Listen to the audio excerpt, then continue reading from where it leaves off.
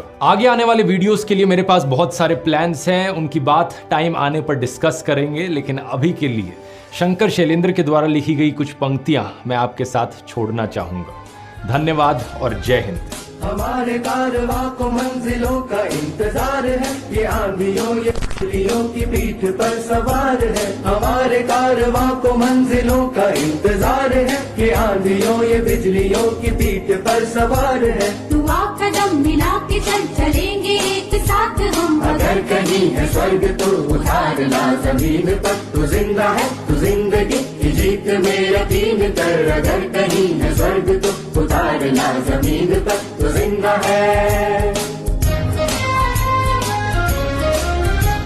बुरी है आग पेट की, बुरे है दिल के दाग, ये न दब सकेंगे एक दिन बनेंगे इनकलाब। ये बुरी है आग पेट की, बुरे है दिल के दाग, ये